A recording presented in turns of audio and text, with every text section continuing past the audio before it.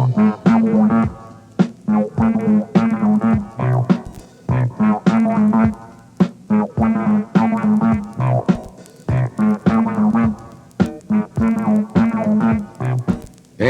what do you know today?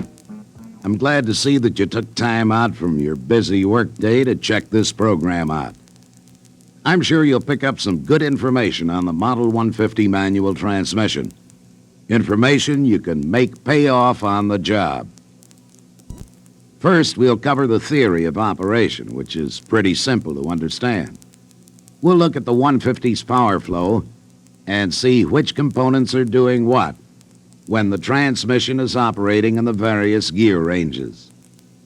It's important that you be familiar with power flow so that you can quickly diagnose and correct any operational problems with a 150 transmission. We'll also run through the disassembly and reassembly procedures you can use when servicing the 150. While we have the unit disassembled, we will cover some of the potential sources of trouble you should look for. The 150 is used in AMC and Jeep vehicles with a couple of minor design differences between the two applications. Shown here is the 150T, which is used in AMC vehicles. This unit features a side-mounted shift linkage and a longer output shaft, which is enclosed in an extension housing. The unit used in Jeep vehicles, the T150, utilizes a top-mounted shift linkage. Also, this unit features a short main shaft, which is coupled directly to the transfer case rear output shaft. Excluding these minor differences, the 150T and the T150 are identical. In this film, we'll concentrate on the unit used in AMC vehicles. The 150's forward range gears are helical cut and are in constant mesh. As we'll see shortly, the forward gears never change positions. They're simply locked to the output shaft when engaged. The reverse gears are spherical cut and aren't in constant mesh. As you can see here, there are two synchronizer assemblies used in the 150. Let's look at the individual components. Shown here is the clutch shaft and gear unit, which passes the drive power from the clutch disc to the transmission. Note that the end of the clutch shaft is hollow and contains roller bearings. This allows the clutch shaft to be coupled to the output shaft, which is shown here. The components that ride on the output shaft are the second and third gear synchronizer, the second gear, the first gear, the first and reverse sliding sleeve, which is also the first gear synchronizer, the rear bearing, and the speedometer gear. Remember that the end of the output shaft couples to the clutch shaft to form one horizontal assembly within the case. Shown here are the countershaft gear and the reverse idler gear. Note that in this illustration, a portion of the reverse idler gear has been cut away to reveal a hidden portion of the countershaft gear. This photo provides a better view of the hidden portion of the countershaft gear. This hidden portion meshes with the reverse idler gear at all times. It is also in constant mesh with the first gear, which rides on the output shaft. Let's see what happens inside the case with the transmission in the various ranges. Here, the transmission is in the neutral range. The clutch gear passes the power to the countershaft gear, which turns the first and second gears and the reverse idler gear. The first and second gears aren't locked to the output shaft, so they spin freely. The reverse idler also spins freely because it isn't meshed with the first and reverse sliding sleeve. Before we shift into first gear, let's take a minute to look at the two synchronizers, the components that facilitate smooth shifts into the forward gears. Shown here is the first gear synchronizer. The components that make up this synchronizer are the brass blocking ring, front insert spring, the first and reverse sleeve and gear, a retaining snap ring for the hub, 3 inserts, and the hub itself. The second and third gear synchronizer looks pretty much the same. The big difference is that this synchronizer utilizes 2 blocking rings, one for each gear that it controls. The key to the synchronizer assemblies is shown here. Each gear has a tapered surface that fits into a female tapered surface on the blocking ring. It's this design that allows the synchronizer to speed up or slow down the freely rotating components as is necessary to lock a spinning gear to the shaft. When the transmission is in the neutral range, the countershaft gear turns the first gear, and the tapered surface of the first gear simply spins against its female counterpart in the blocking ring. The blocking ring and synchronizer are splined to the output shaft, which does not rotate when the transmission is in neutral. Now the driver has disengaged the clutch and begun his shift into first gear. The first pressure he exerts on the shift lever begins the synchronization process shown here. The shift fork nudges the sleeve forward, and the teeth on the blocking ring mesh with the teeth on the inside of the sleeve. This activity pushes the blocking ring forward, and the tapered surfaces develop friction. Now the shift has been completed. The sleeve is moved forward and meshed with the teeth on the gear. The gear is now locked to the output shaft. When the driver engages the clutch, the drive power will follow this path. The clutch gear transmits the power to the countershaft gear.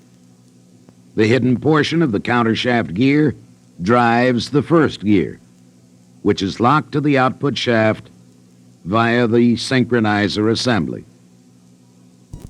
This is how the power is routed after the transmission has been shifted into second gear. The second and third gear synchronizer sleeve has been moved rearward, and the second gear is locked to the output shaft.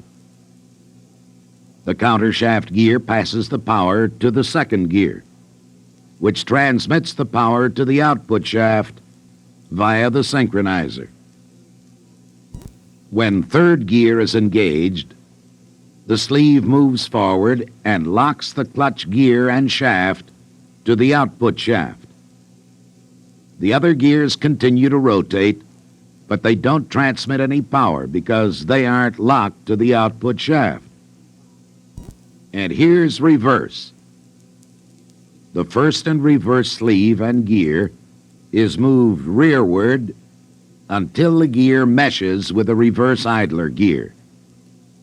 Because the reverse idler gear is positioned between the countershaft gear and the reverse gear, the output shaft's direction of rotation is reversed. In the bench chart that accompanies this program, you'll find a service diagnosis chart that will help you pinpoint problem sources in the 150. This chart also contains all of the disassembly and reassembly steps that we'll cover in this film. In some instances, the service diagnosis chart will suggest that you inspect and repair the shift linkage assembly. In this film, we won't be covering shift linkage service, so be sure to refer to the AMC or Jeep Technical Service Manual for complete shift linkage service procedures. The diagnosis chart might direct you to the clutch. As you know, many transmissions have been needlessly disassembled when the problem was in the clutch. So use the hints provided by the diagnosis chart, whether it suggests a simple clutch adjustment as shown here, or a clutch housing runout check. If the top of the housing is out of alignment with the bottom, the transmission might shift hard or emit a noise. If this is the case, shims must be installed between the clutch housing and the engine. So be sure to perform any clutch service procedures suggested by the chart. The AMC and Jeep technical service manuals contain detailed instructions for all clutch service procedures. Here's a very important procedure you should be familiar with. On Jeep vehicles, some manual transmissions, including the T150, share lubricant with the transfer case. For this reason, you should always check the oil level in both the transmission and the transfer case. Check the technical service manual for capacities. Also refer to any applicable diagnosis and repair bulletins. Whenever you add or replace transmission lubricant, be sure to use only SAE 90-weight gear lubricant. In many cases, you'll have to disassemble the 150, inspect the components, and then reassemble the unit. I have one minor problem here, though. You see, there are times when it's advantageous to be my size, but I don't think this job is going to be one of them. I think I better get some help. Hey, Fred, need some easy helper time? Sure, Mike. I owe you one for the other day when you helped me with that behind-the-dash electrical job. Okay. The first step is to remove the top cover. If your unit is a Jeep 150T, the shifter assembly will come off with the top. Then remove the long gear shift detent spring. You can either tip the case a bit or use a magnet to remove the upper detent plug from its bore. Remove the extension housing. Use snap ring pliers to remove the speedometer drive gear retaining ring. When you remove the speedometer drive gear, be careful that you don't lose this little lock ball that holds the gear to the shaft. Remove the rear bearing retaining rings. As you can see, Fred, there's a large ring between the bearing and the case, and a small one behind the bearing. Remove the fill plug located in the side of the case. With the plug removed, you can use a hammer and punch to remove the countershaft roll pin. Now remove the rear bearing. For this step, you'll need this special bearing tool. It sure makes this step easy. Hey, Mike, grab that Allen wrench.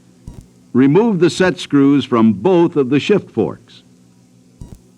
Now remove the first reverse, shift fork, and rail.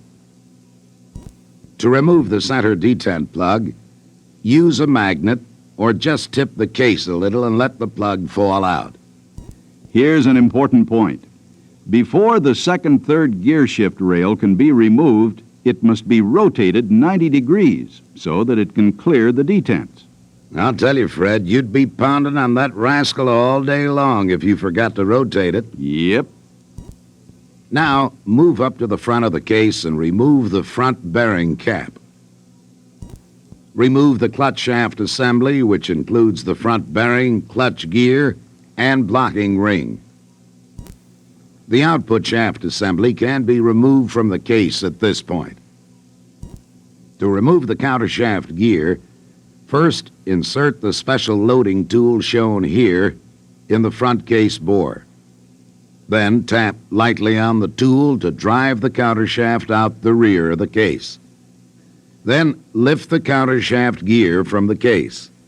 The nice thing about the loading tool is that you won't find yourself playing pickup sticks with the bearings.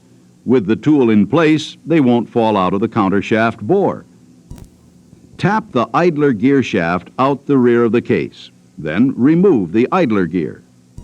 When you remove the counter shaft and idler gears, be sure to remove their thrust washers. Set them aside so they don't get lost. Remove both shift fork shafts. Be sure to check their O-rings to see if they're worn.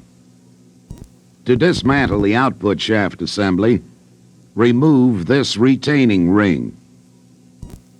With the unit completely disassembled, clean and inspect all of the components. The service diagnosis chart will probably give you some solid clues as to what to look for. Here are some common conditions you should look for when you're inspecting the case. This illustration also appears in your bench chart, so that you can use it as a reference when you're working on a 150 transmission. If you find any of these conditions, replace the case. Here are some conditions you should look for on the gear and synchronizer assemblies. This illustration also appears in your bench chart. Possible counter shaft gear and idler gear conditions are also contained in your bench chart. And here are some conditions to check for on the clutch and output shaft assemblies. Remember, if you find any faulty components anywhere in the transmission, replace them now while you've got the unit torn down. To reassemble a transmission, begin by installing the output shaft components on the shaft in the proper order. There are some good pointers on this step in the AMC and Jeep technical service manuals. Be sure to use them here. Install the retaining snap ring on the output shaft, then measure the end plate. Mike, what does the service manual recommend if we're out of spec here? Replace the thrust washers and all the snap rings on the output shaft. If the shift fork shaft O-rings are worn or cut, be sure to replace them. Then, install the shafts in the case.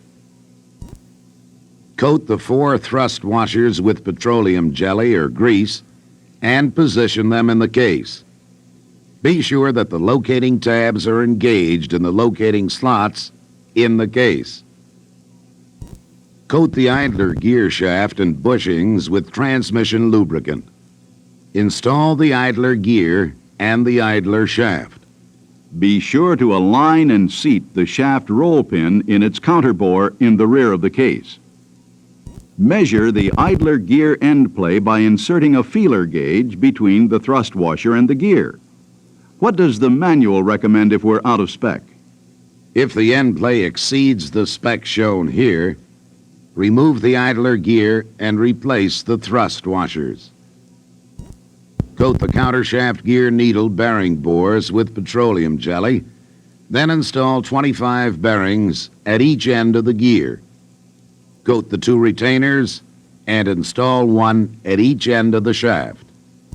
Then install the gear and shaft in the case. As you can see here, the shaft will drive the loading tool out the front of the case. Measure the countershaft gear end play by inserting a feeler gauge between the front thrust washer and the countershaft gear. If the end play exceeds the spec shown here, remove the countershaft gear and replace the thrust washers. Install the output shaft assembly in the case. Then, with the second third gear sleeve in its rearward or second gear position, install the shift fork in its groove. Be sure that the set screw hole is facing up. Insert the second third gear shift rail. Move the rail inward until the detent plug engages the first notch on the shift rail, which is the second gear position. Reinstall the shift fork set screw. Next, drop the center detent plug into place and move the second third gear synchronizer into its neutral position. Move the first reverse gear synchronizer into its forward position and position the shift fork. Install the shift rail and the shift fork set screw. Finally, place the first reverse gear synchronizer in its neutral position. Coat the clutch shaft roller bearing bore with petroleum jelly and install the 15 roller bearings. Be sure to use petroleum jelly here. Chassis grease could clog the lubrication passages. Then coat the blocking ring surface of the clutch shaft with transmission lubricant. Install the blocking ring on the clutch shaft. Support the output shaft assembly while you install the clutch shaft. At this point, coat the shift rail expansion plug with sealer and reinstall it in the case. Apply a thin layer of sealer to the front bearing cap gasket and position the gasket on the case. Be sure that the cutout in the gasket is aligned with this oil return hole in the case. Here's an easy one to forget. Remove the front bearing cap seal and use the installer tool shown here to install a new seal. Make sure that the oil return slot in the cap is in alignment with the oil return hole in the case. Then torque the cap bolts to the correct value. Install the large locating snap ring on the rear bearing and install the bearing on the shaft. Seat the bearing using this special tool. Install the bearing retaining snap ring. Install the speedometer drive gear lock ball and then the gear and the retaining ring. Align the counter shaft roll pin holes and install the roll pin. Now remove the extension housing oil seal and use the tool shown here to install a new seal. Replace the extension housing gasket. Coat the bolts with sealer and torque each bolt to the correct value. Install the upper detent plug and spring in the case bore. Here's an important step. Pour 3 pints of transmission lubricant over the gears. Do this with the transmission in the various gear ranges so you can be sure that the transmission is functioning properly. Now we're ready to button her up. Install a new top cover gasket, then torque the top cover bolts to the correct torque value. Thanks much, big guy. We couldn't have done it without you. Anytime, Mike. Glad to be of assistance. Well, that's about it. At this point, the shift linkage can be installed and the transmission can go back into the vehicle. As we've seen in this program, the 150 manual transmission is pretty straightforward, both in terms of theory of operation and service requirements. When you're working on a 150 transmission, be sure to refer to these convenient reference sources. The bench chart that accompanies this film contains all the procedures we've seen today. And your AMC and Jeep technical service manuals are always your most comprehensive sources of information on any component used on our vehicles.